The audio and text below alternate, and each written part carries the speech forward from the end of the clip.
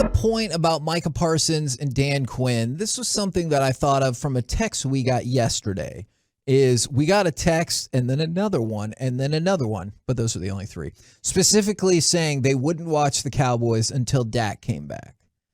And I thought that was kind of wild because we brought up the stat yesterday and the Cowboys were listening and they used it too, is Micah, no player's ever gotten to 15 sacks faster than Micah Parsons. He's matched by Aldon Smith, Javon Curse, Joey Bosa, and John Abraham as the fastest players in NFL history to get to 15 sacks. He's the first Cowboys player ever to have 4 multi-sack games in his first 2 seasons. And I just thought, like, Micah Parsons is a reason to watch. I get he doesn't play like an offensive skill position, but man, I feel like he's a reason to not bail on this team, even if, like, I don't necessarily mean that they're going to win a bunch of games. Yeah, I'm not quite sure if Diggs is going to be able to replicate what he did last year, but he was definitely a reason to watch coming in. Yeah. But Micah is, man. Like, I guess this kind of goes to y'all's world of cards, though, is Micah's card value is not going to exceed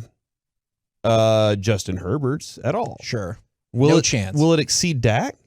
10 years from now, I mean, I hate to say this, probably Micah Parsons cards are not going to be worth very much at all. So he can win 5 consecutive defensive player of the years. If Justin Herbert is good. Just to give you an idea, Justin Herbert's main rookie card's $100. Aaron Donald's main rookie card is $10. So like that does kind of connect and make sense with the idea that guys or the general fan wants to see touchdowns, and they could really care less about sacks, except that it helps them get their offense back on the field to get touchdowns. Yeah. I mean, I think as a football purist here, no, I really do. It's a lot of fun to watch him progress. But again, all my desires for what his future are is how it's going to help our offense score the points to be what Mike says, score more points than you give up. Like, that's all that it matters to me. I'm not going to stop watching them until Dak comes back by any means. But that is certainly one of the reasons to keep an eye on this team for sure.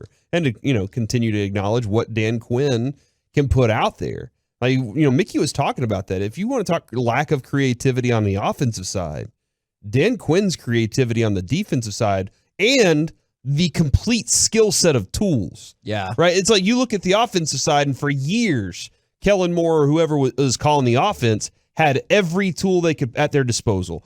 You want a first-round offensive line? You got it. You want a group of wide receivers that can go make plays? Amari Cooper, CeeDee Lamb, Michael Gallup, you got it. You want running backs? We got them. You want an elite quarterback? Well, you're going to have to settle for this because we have a lot of offense. But your defense isn't going to be that good. And that's what you were dealing with. Dan Quinn comes in, and they're like, let's give you everything. And he even went and hunted for some of them. He hunted for Jaron Curse. He hunted for, honestly, he hunted for Micah. Yeah. He went and watched Micah. You saw him at the workouts and everything. So they put that thing together so that would complement the offense. And now the offense has fallen far below what the defense can offer. I think, man, you're not going to be able to maximize the years of Quinn and Parsons if you can't get your offense better, which has been the lopsided version of this Cowboys for the last 3 years. Now, from the 915, the general fan wants to see wins, not stats. I so want to believe that is the case. But I'm asking you a serious question. I know it's going to sound like a crazy question.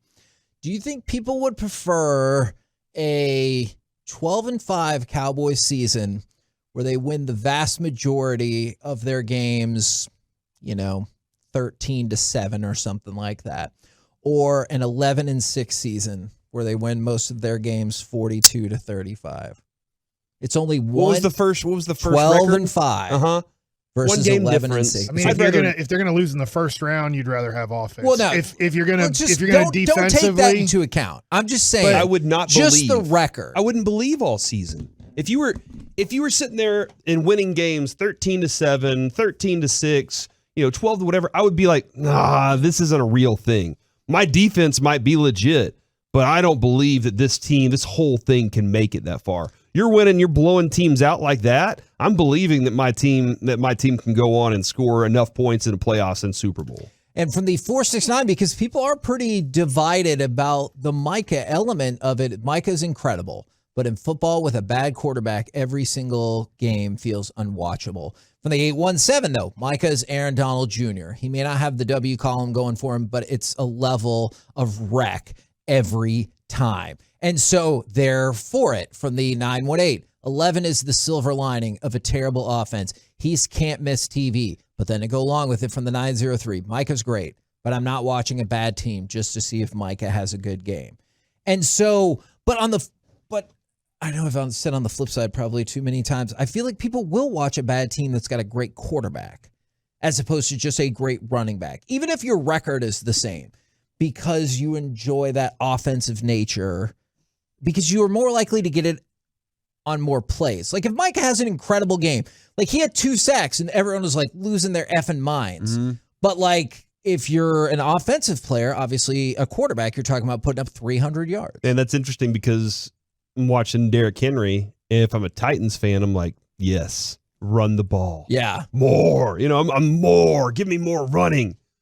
Because I don't think Tannehill can throw me to a win, but I think Derrick Henry can give me the opportunity to win a game. So, but if I'm as a Cowboys fan or as a fan of general football, I watch Derrick Henry a lot, or I watch the Titans. I'm like, that is a boring football game because today's game is airing it out. So yeah, I think that the quarterback has such a huge factor that you do kind of take for granted some of the other skills that come along with the other parts of football, which like, cause in Cleveland, Baker wasn't chucking it around great, but No. Nick Chubb and Kareem Hunt could run all day.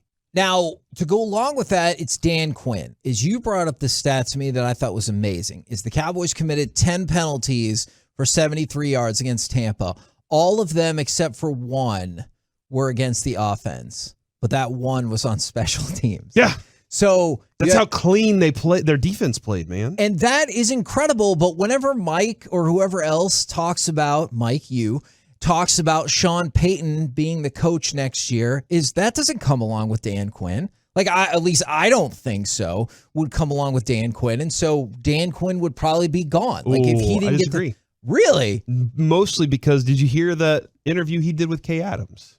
Which, I'm a huge fan of Up and Adams. Yes. Good name. The in that interview where he said that he had the Cowboys win it, he liked them to win that game.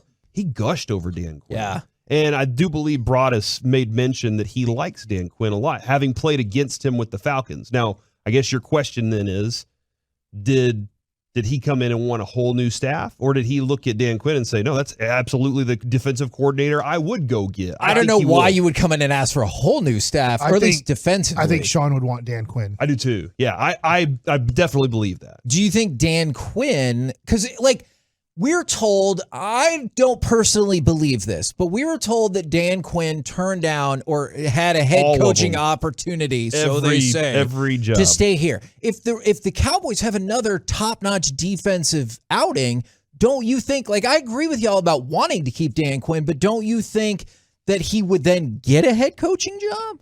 A little bit, no. Okay. Because I think most coaching jobs now are offensive head coaching jobs. Until it switches, right? Yeah, but I just don't think right now a lot of teams will be looking for the defensive coach for their head coach. So I wonder if he starts falling into, now he had way more opportunity, is Wade Phillips. Great defensive coordinator. Not so sure I want him as my head coach. And eventually he got pigeonholed. Right. And so I just think if the whole Sean Payton thing comes about, I think that Sean Payton, as long as Dan Quinn wants to, will say, Dan, you're pretty much assistant head coach. You're going to run the defense. I ain't messing with you. I'm going to want your input on head coaching, stuff. Obviously, I'm the head coach. He's not going to Mike McCarthy it type of deal, but I do think that will be Sean Payton's plan when he interviews for the head coaching job in the offseason for the Dallas Cowboys. I would also add to that, and I see what you did there, Mike. I think ultimately, Kevin, money comes down to the big answer a lot of times. And he's had his opportunity to head coach. And right now he's like, I don't need to. Because I got paid. I got a lot of money. Jerry Jones offered me a lot of money to stick around as the defensive coordinator. And Mike McCarthy Yeah. wanted me to be back, but Jerry Jones paid me a lot of money. I went out and said, hey, I got offers. And Jerry Jones said, don't leave, please. Here's your money to stick around. Okay. And so I think that with I don't know what his current contract is. It might be 5 years. So that doesn't matter. It's multiple. Unless you want to say something. Yeah. So I think that, I think you would. Now, obviously, a lot of this is in the world of Are you hypothesizing? hypothesizing, because I don't know, there's no reality of Sean Payton right now.